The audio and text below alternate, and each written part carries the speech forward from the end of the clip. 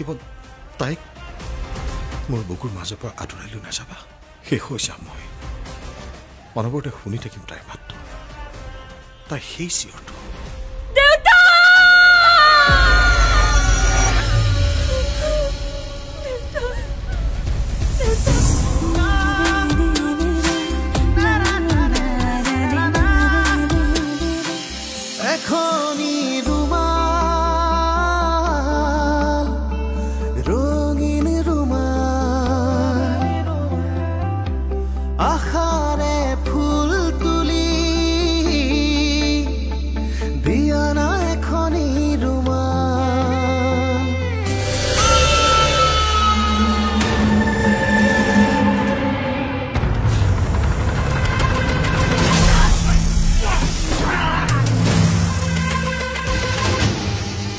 অপৰাধ জগতখনত সকলোৱে মোক এটা নামত মাতিছিল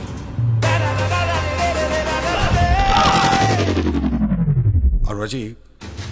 মৰমৰ জগতখনত তুমিও মোক এটা নামেৰে মাতিব লাগিব মহাৰাজ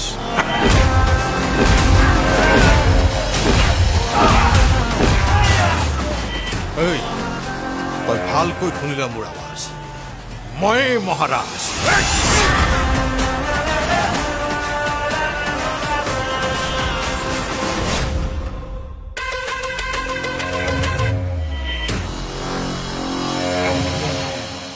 সম্পূৰ্ণ ৬টা বছৰৰ বিৰতিৰ পিছত ভ্ৰাম্যমান নাট্য জগতলৈ ৰাজকীয় প্ৰত্যাৱৰ্তন মহানায়ক যতীন বৰা ২০২৪-২৫ নাট্যবৰ্ষত ইতিহাস থিয়েটাৰৰ মঞ্চত আহি আছে যতীন বৰাৰ অনবদ্য অভিনয়েৰে অভিজিৎ ভট্টাচাৰ্যৰ মহাৰাজ वाह क्या बात है